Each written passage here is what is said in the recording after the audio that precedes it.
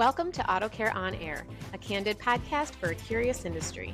I'm Jacki Lutz, Content Director at the Auto Care Association, and this is Carpool Conversations, where we collaborate on today's most relevant power skills. We are all headed in the same direction, so let's get there together.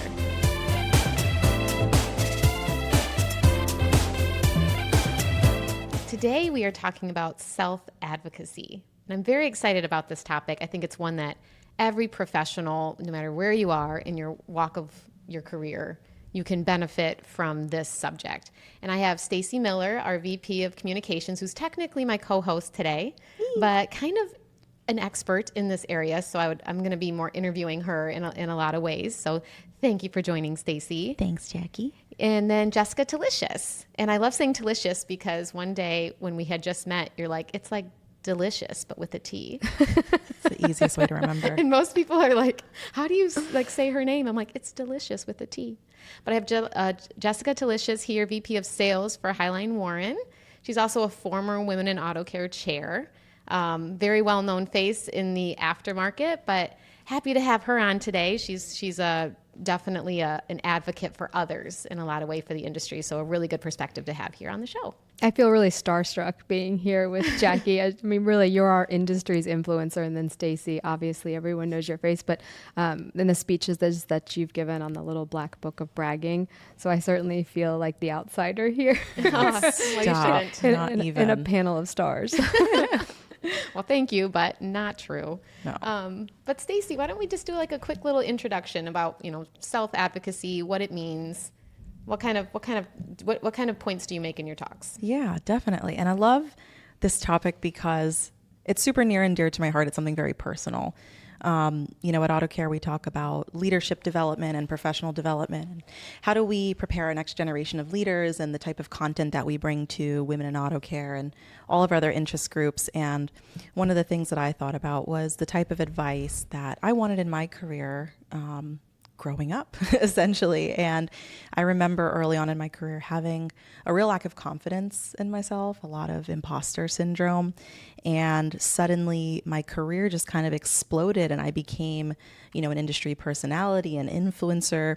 And I don't really know where that came from. And I sat down and I thought about it, and it came from, at its root, advocating for myself and being able to brag about what my skills were, brag about, things that I could do or that I wanted to do, and like implementing that in the workplace and kind of taking those leaps that other people perhaps were maybe a little too fearful or a little too nervous to do. So because I took risks, I was able to achieve really great things at a young age and then kind of brag about that. And it turned into this, I don't know, for me, I've been told it's, one of these really inspiring talks, and I never thought it would be that, even though it's such simple advice, to be able to just talk about yourself in a way that highlights all of your accomplishments and the things that you can do in order to advance your career. So that was the origination of the little black book of bragging, which I've given now to the Young Auto Care Network group, to the Women in Auto Care group. I'm going to be giving it to CarQuest Women's group soon. So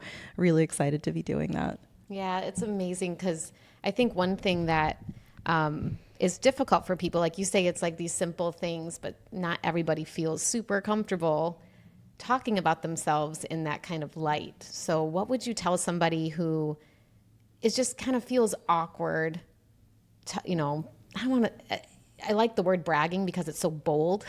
Yeah. It might scare people. It is. But it's advocating for yourself, right? So if you do something really incredible, in my talks for personal branding, I always say, I actually call it self-promotion. And I say self-promotion is not arrogance. Yeah. Self-promotion is acknowledging your hard work and the success you've had, right? So if you think about it in that light, how would you tell someone who's kind of awkward or feels weird about talking about great things that they've done or bragging about themselves? How do they get past that and start? Yeah. It's funny because I use the word bragging because it immediately does catch your attention, and it can seem a little arrogant, a little narcissistic, a little cocky. But, growing up, one of the things that I was taught or that some of my, older mentors told me or you would hear in the workplace were just keep your head down and do good work and, people will notice you. And I thought, who the hell gave that advice? How is that even real? And luckily, I had more mentors throughout my career, different managers, different people in the workplace. And what they told me and what they kind of put into perspective was that if you don't speak up about yourself and if you don't ask for the things that you want, nobody else is going to speak up for you. So prior to AutoCare, I worked for a global company. It was like 5,000 people. I was on a marketing team, and the marketing team was like, I don't know, 40 something people at the time. And, my boss goes, how is the CMO supposed to know everything that you do and all of your accomplishments? I've got 40 people to keep track of.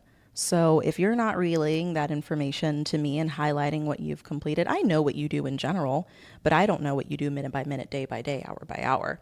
And some of those things can be really important depending on what they are. So I want you to create a report and help us track some of these things so we can see like what you're growing in, what you're struggling in, and we create, these plans for you to advance your career.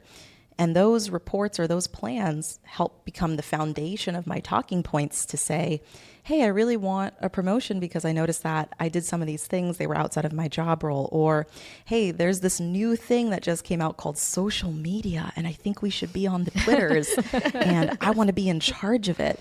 And as crazy as it is to say, hey, I want you to pay me to be on social media all day, because I was able to document all of these things and showcase how I could use it for business, help create the case for this brand new role that the company created. And I was like one of the industry's first social media managers at the advent of social media. Like my wildest dream came true. And I thought, wow, all because I took the time to document some of the things that I was doing, create a plan around it, and actually speak up about myself and talk about it and not be afraid to do it. Now, I was nervous as hell when I did it. Like I was sweating, like my hands were shaking. The ink was like smudged on the paper because there was a drop of sweat right there.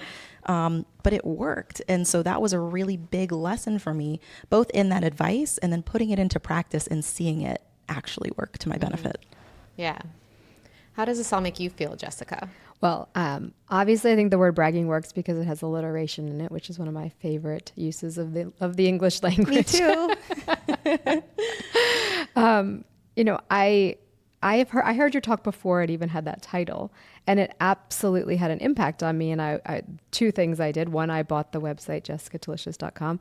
Nice. Oh, good for you. I've done nothing with it in 10 years. That's okay. Okay, you have it. It's probably expired. But I think more importantly, what I've done is I created a little folder, which is what you recommended, which was having a little brag folder or praise. I call it a praise folder. And I put anything positive in that folder. And I think that's made a big impact on me. I've asked my team members to do the same thing, and we do it as a weekly team activity as well. So we go through and we talk about the stuff we did wrong, because constructive criticism could be one of my love languages. But I think it's important to point out and to be able to admit as a leader, hey, here's a couple of things I screwed up this week, and let's all learn the lesson from it so that we don't repeat it. And then we also give gratitude for other team members. But importantly, we also talk about one thing that we're really proud of that we've done. Oh, that's great. It's such good practice for everybody. Mm-hmm. Do you feel pretty comfortable talking about yourself? I hate it. You do. I'm usually the only person who doesn't answer the question every week. They sort of have to push me to do it. But I think I do love advocating on behalf of other people. I love elevating other people. I think that's one of the reasons that I've really loved building the Empower Half Hour, which is the interview I do once a month. I loved learning about someone and their past and their history and their dreams, and thinking about how we as a group or as an industry can help this person get everything that they want out of life. I love that. I love that there are so many opportunities to elevate other people in this industry. Mm-hmm. So there's so many great people here to talk about. Mm-hmm. And I think that it's important for us to eventually talk about advocating for others, because there's a whole nother discussion there. And also the ways that it can come back to you, right? It's like there's a bit of a karma involved there, which I definitely think we should get into. I have like a little test question. I want to try this. Oh boy. Oh no. Stacey. There were no practice sheets. So say something great happened. You won an award. You won some kind of recognition. How would you phrase that in a way that doesn't turn people off, and that, people are able to absorb it and be happy for you and make it not sound like necessarily gloating, and kind of like in a negative light. How do you go about phrasing that? That's a great question. For me, I like to, it's a really amazing honor to win an award. I recently won 2 years ago the Impact Award, which is the 4 Under 40 award, and I wasn't expecting it.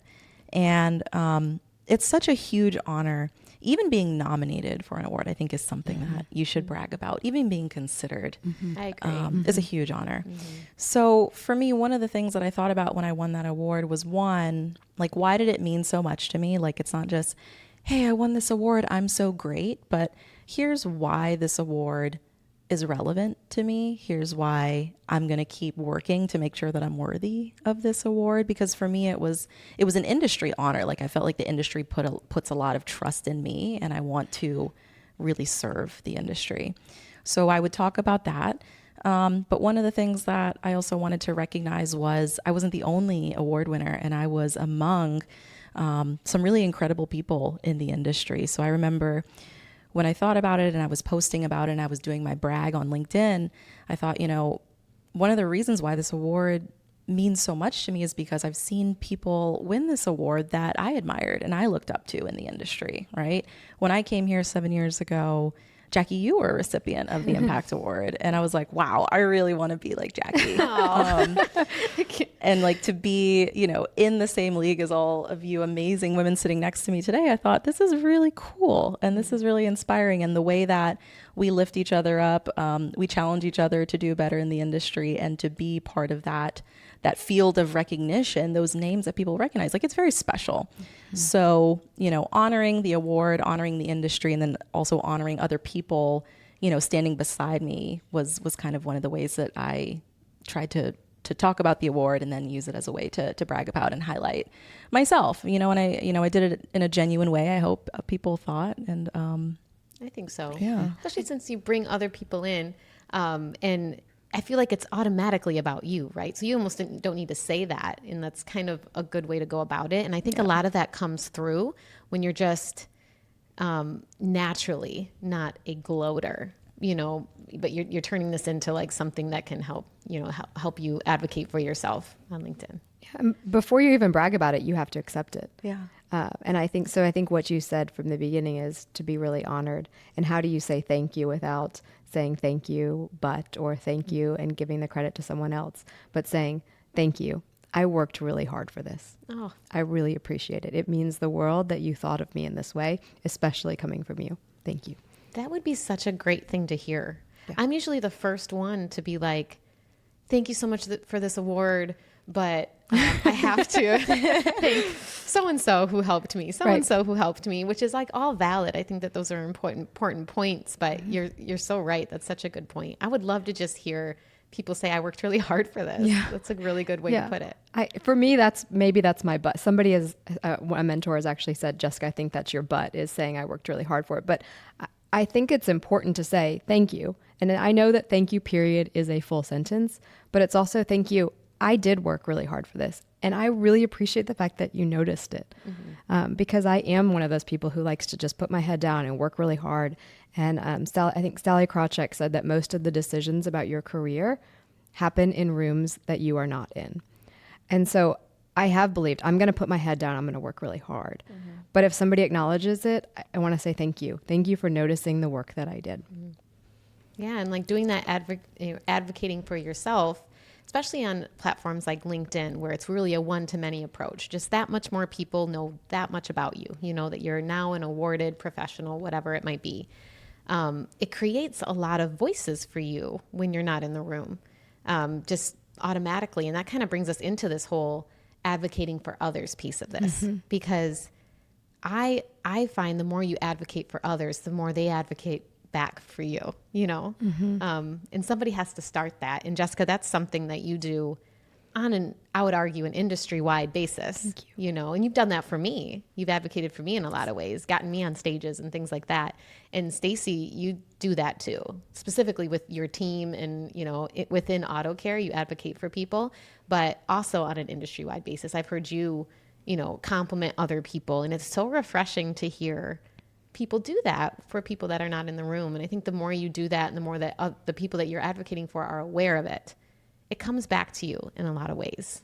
Yeah. I have certainly not always had a lot of confidence. I don't even know that I could say that I have a lot of confidence now, but one of the things that I think about every year when I'm setting goals is being a better friend to myself. And I can be a great friend to others. So if anybody is ever having a moment of doubt, I would love to talk to you and be that good friend and that voice that you need in your head. I think for me, bragging about other people is wonderful. I see light in every single person, and I see a special gift. And both of you obviously know that you have it. You are amazing women who have driven our industry into the place in the future that it's going towards. And I don't know that I'm that person, right? So I'm really in awe, and I feel really grateful that you brought me into this conversation. But the things that I do like to brag about are what the amazing things that our team is doing. And so one of the things that we've started doing for our decks that we do with customers is our first slide is our award-winning partnership. And we talk about all of the things that we've done that deserve awards, whether you've given us one or not. And I'm really grateful that our team has been awarded quite a bit. But I want to remind them that right from the beginning, that's the kind of partnership that we strive to have. And that each person on the team is working to have an intentional bias towards our customers every day. Yes, I love that. And I can actually speak for you. So for anyone listening who needs a friend and needs a little bit of a pep talk, Jessica, you've given me one before. I don't know if you remember, or it maybe wasn't as relevant to you, but maybe about a year ago, it was the first time that I kind of received criticism for what I do on LinkedIn, and doing all the, personal branding stuff and advocating for myself on LinkedIn. Who criticized you? Don't Let me say it here. I mean, it probably wasn't my first criticism. It was the first time it got back to me, right? And I was like frozen, couldn't post. And I remember, Jessica, you were one of the people that kind of like, where you been? And I told you the story, and you're like, I am so sorry that they couldn't see what you're bringing to the table, and that meant so much. Hearing the very few people that I told about it, were advocates for me, and they were automatically behind me on my side and being like, do not stop. Like, we want to see you back out there. Don't stop what you're doing. And it was because of those advocates that, I could keep going and do more. So I can, if you're ever doubting yourself, Jessica Delicious is a really good person to have in your pocketbook. It's not, I'm sorry. It's nuts to hear you say, I don't know if I have the confidence today or had the confidence, because you're like a coach, a mentor, a cheerleader to so many people. To so many people, right? And I think, Jacki, what you're talking about, when you put it out in the universe, you get it back. I think you're incredibly admired by the industry because of how you lift other people up. I remember times in corporate where, it's a big company. There's lots of people, and managers don't have the time to give the recognition, nor do they even know what type of recognition drives all of their hundreds of employees sometimes, right? Like, they don't really take the time. So even if you're not a manager and you're a peer, you're a colleague, you're even on another team, providing that one-on-one in a public setting, it doesn't matter. Those type of things are really what give people those little boosts to take their career to the next level, because maybe they never believed that they could do something more, because maybe the person who was directly in charge of them didn't say it, but someone else that maybe they admired on that team did. And that's a huge step. That's a really big push that you're giving to other people. So kudos to you. Thank you. That's really beautiful. Thank you for saying that.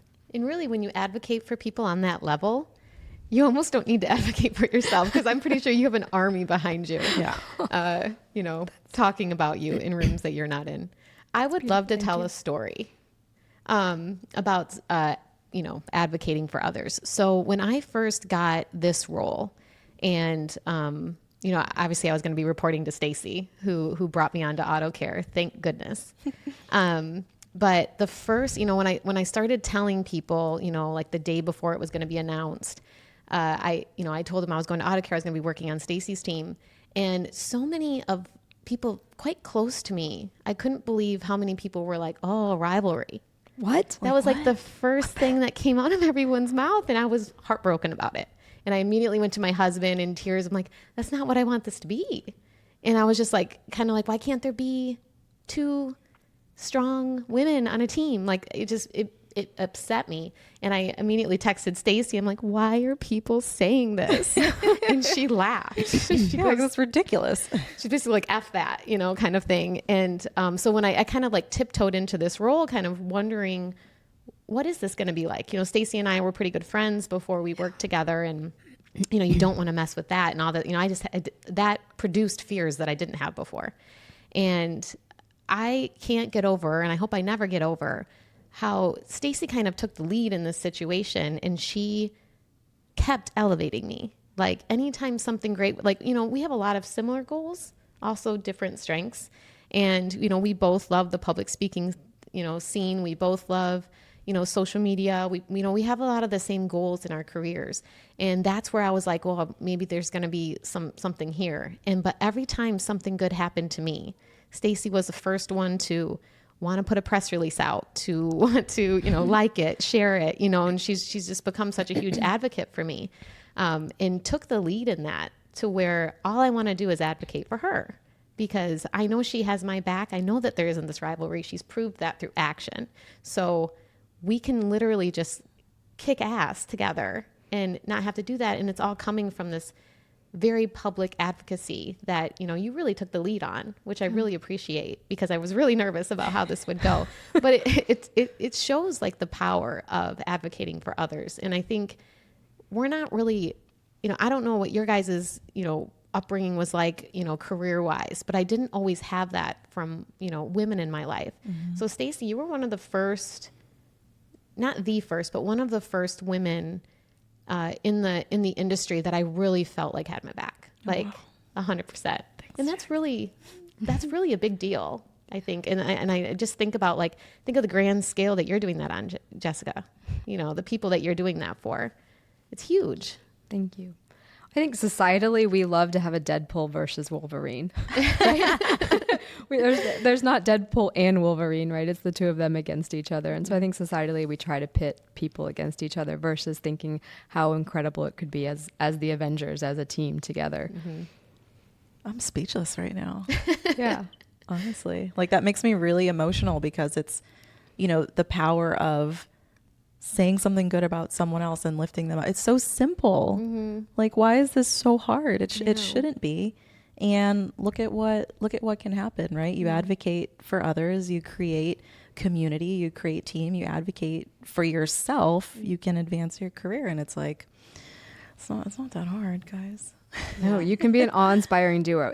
It really shocks me that was the response that you got from multiple people. Because when I first saw it, I thought, whoa, what a team. Yeah. What kind of incredible things are they going to do? That's what we wanted. It's almost unfair. They just created 4 podcasts overnight with branding and alliteration and all of the beautiful things that you're going to be able to do together. So, I would think it's probably says more about them than it says about you too. 100%. Yeah. Probably. And, this industry is... we're so lucky we're in this industry, because I think it's a lot more different here than other industries. There's a lot more of a family feel. There's a lot more of we've got your back. There's a lot more of I've been in this industry for life. I'm a lifer.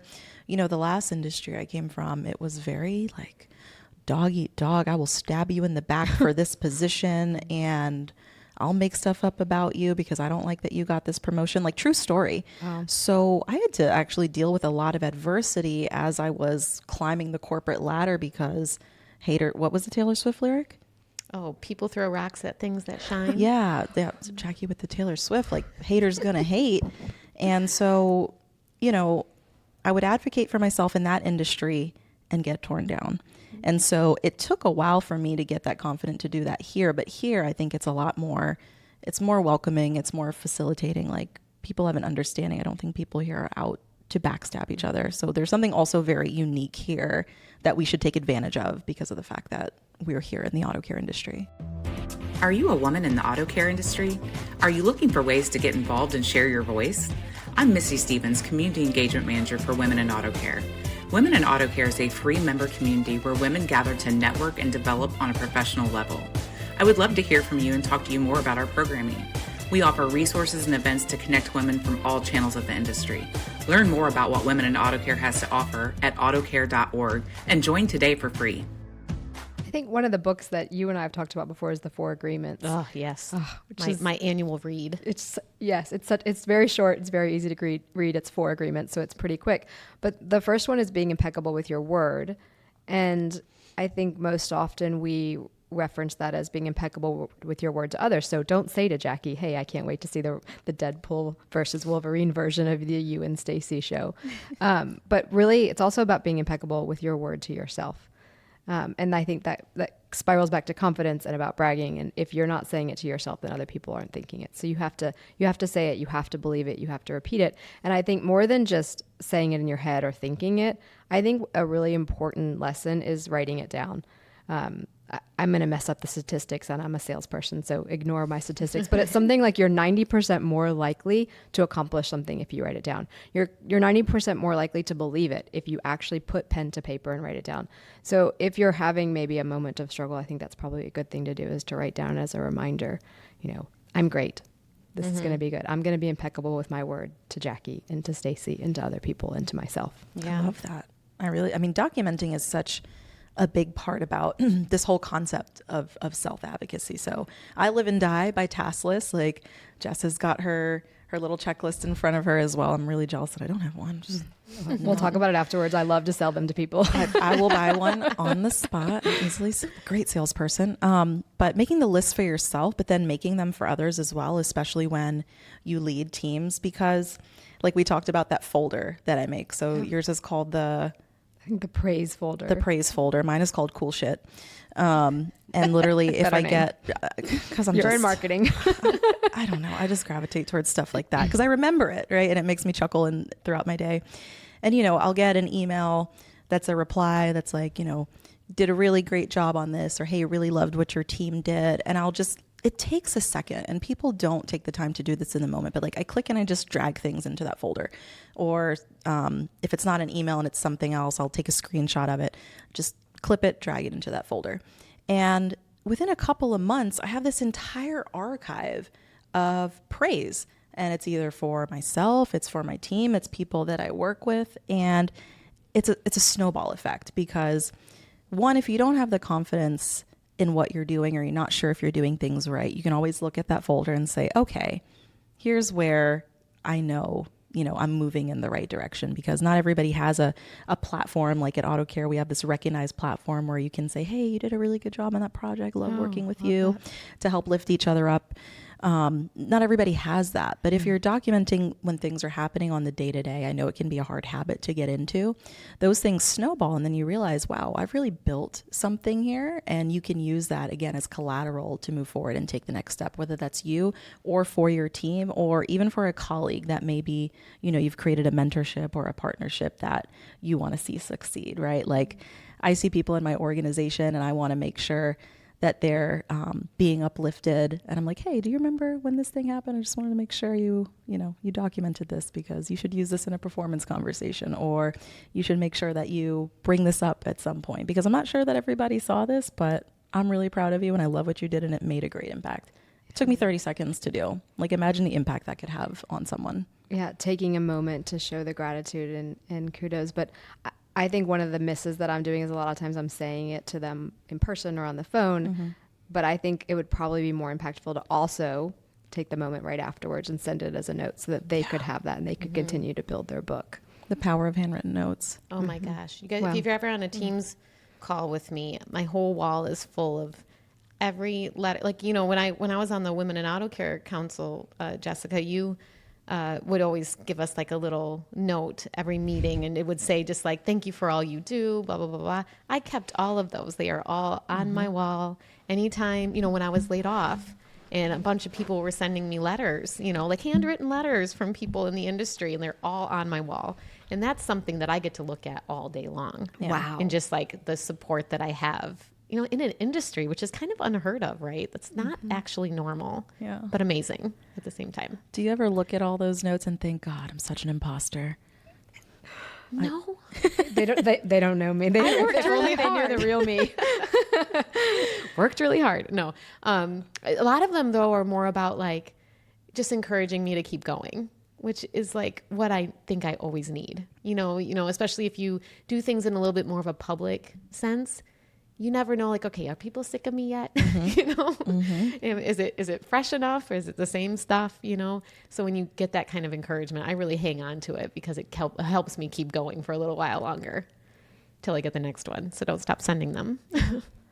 So when you got that negative LinkedIn comment and then you kind of shrunk back a little bit, you said you stopped posting for a while? Yeah. Wow. Probably like, it had to be like a month. Yeah, I should have my husband on and he could talk about the spiral I was in. Oh, Like man. I would go, to post and I would just be like overthinking it. Like, kind of when you start posting on LinkedIn, you know how you just overthink everything. You're like, everyone's going to be throwing tomatoes at me publicly. If, thinking through every single post so hard, I started doing that again, just spiraling, like couldn't actually click post, and I just felt like, if I did that, it was going to be those people kind of mocking me. And it wasn't a comment. It was something that was said at an event in kind of a group of people. And then multiple people told me about it. So I didn't know exactly who it was. I just know what was said and the concern. And like, it was kind of like more of like a poking fun at me kind of thing, which was like heartbreaking. So like every single thing I wanted to try to put out, I'm like, are they going to make fun of this? Is there something in here make funnable? Just overthinking everything. And it took me a while, but it took probably like 10 people to, kind of like virtually slapping me across the face and being like, why are you listening to this is what my husband said. He's like, why are you listening to like the 5 people, the 5 negative voices? Why aren't you listening to all of the encouragement you get? Why aren't you looking at this wall of letters and focusing on that? Why are you focusing on the negative? It's just so easy to do. Yeah. It's louder. And you lose the authenticity when you're focusing on that negative voice. Mm-hmm. Yeah. And we all have a negative voice and we all have a positive voice, and it's a matter of turning the volume down on one and the volume up on the other and replacing one word with another word. I'm really sorry you went through that. And I'm so glad that you're back and that you're your authentic self. Well, thanks. You inspire all of us to be better. No, thank you. I'm actually glad it happened now. Yeah, of course. Because like it taught me. I actually read a book shortly after that, and it was all about people pleasing. And I went to my husband. I'm like, wait, am I a people pleaser? Like, I'm just basing everything I do off of pleasing people. So when people aren't pleased with it, I cave. I'm just like a pile of mush.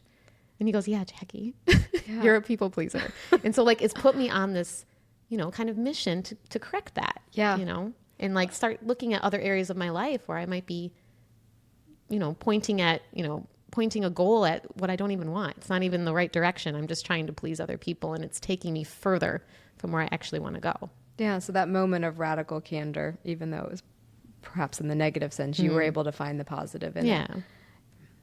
Yeah, that's beautiful.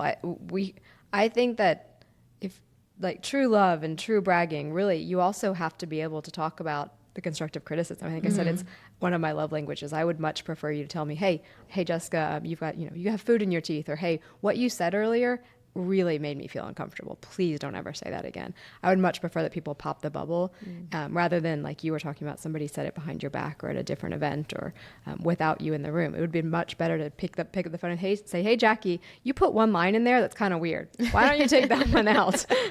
You misspelled something. Did you realize it? Yeah, it's true. Yeah, I think it's just, I think it just goes to show how important it is to advocate for others, to lift each other up, to encourage people, because you never know what they're going through and when they need to hear it the most. Yeah. And I think the more you do it, you just never know who you're touching, and I think both of you do that on a daily basis. And I just hope you continue to do it. And you're teaching people like me to do more of it too. I really try to do it, but I don't think it needs to be more of a priority, Yeah. One of my goals this year was to write a kudos note every week. Mine are emails. I don't mail a lot of letters. I own a lot of stamps. I don't mail a lot of letters.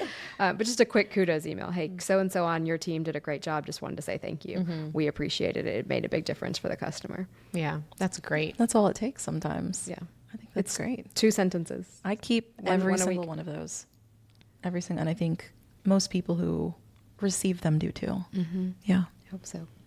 I try to make sure it goes to their boss too. Yeah. Oh, because that's good. not everybody's ears are open to the compliment. That's a good point. And just in case they don't advocate for themselves to their boss, you already did. Well, and I'm helping them write their performance reviews. Yeah, that's good. I hope. Yeah. I'm trying to reserve my words for whoever made you feel that way, Jacki, because you're probably not the only one that's gone through something like that, right? And it's crushing to hear that you know, you're doing good for yourself and then somebody sowed doubt in you and what you were doing. And I mean, we know you're a superstar, and for that to happen and then for that to sow doubt in you with all the proof and all the trophies and all the cards that you have on the wall, like, is ridiculous. And it's even more proof about how self-advocacy is probably one of the most powerful tools that you can have in your toolbox, because you're being heard, you're being seen, you're advancing your career, you're getting awards, you're getting recognition, and here we are. So, you know, that's just how the world works sometimes. And if I drop off of LinkedIn for a week or two, now you know why, because I haven't had a comment, but I've also just like felt self-conscious, because the other part of it is like, how do you balance the brag? Like, how do you make sure that you're not being obnoxious with it and going overboard and every single day saying, I did something so great, I'm the shit, right? Like, nobody wants to hear it in that way. Right. So sometimes I get self-conscious and I'm like, all right, I'm not going to post anything about myself this week, and I'm going to. But I also think, like, people need to remember too, like, we're all just trying to figure it out, right? Like, no, there's no playbook for this. Like, you know, how to brag on LinkedIn without annoying people. Like, you know, just, we're all just trying our best. So giving people a little bit of grace to figure that out, especially when I first see someone just starting to post on LinkedIn and they do a post like that is so hard to do. Like, if you can just scroll through your LinkedIn feed and think about how difficult it is for people to put themselves out there, you should just be liking and sharing everything, just because you just want to keep encouraging this behavior. And, you know, people just seem to look at LinkedIn like it's this platform that, you know, it's so serious and everything has to be so perfect and it's going to be there forever.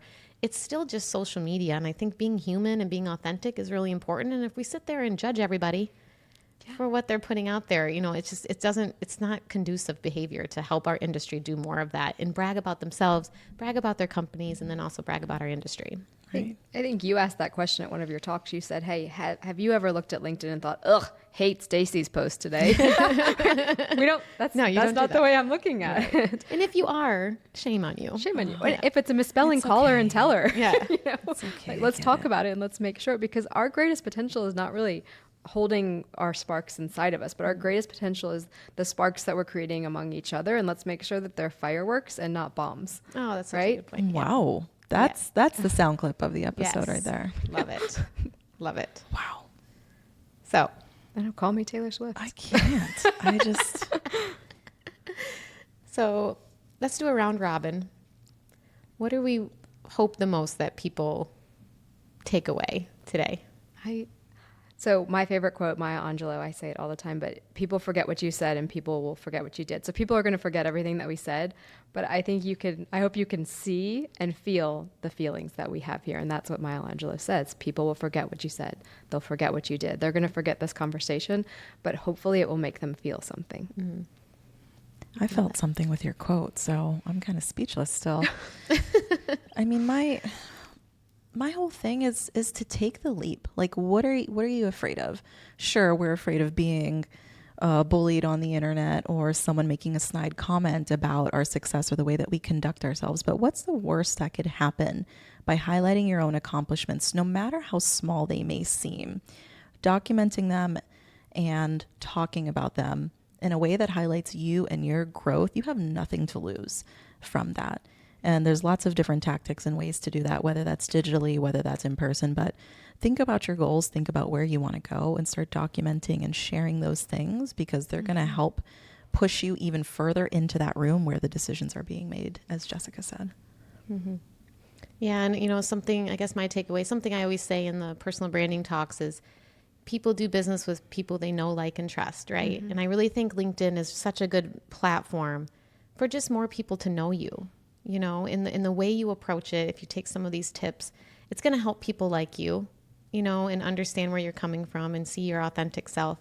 And people are really going to start to trust you when you can advocate for yourself in a consistent basis and you need to be able to share those successes, the success stories. People want to see the success stories. Mm-hmm. I also think that you can balance it, like you said, Stacey, with, you know, where did you fail? What did you learn? You know, like, there's other things you can put out there too that help keep you on a level playing field, but like, you can still talk about that award you won or that promotion you got or that, that win you got, whatever it might be. And just, practice on LinkedIn, I think would be mine, because you can really, I don't encourage people to overthink their posts, but if you're very nervous, it's a good practice, because the more you post and you can read through it and change it as many times as you want until you're comfortable to push post, the more you do that, though, that becomes the voice in your head.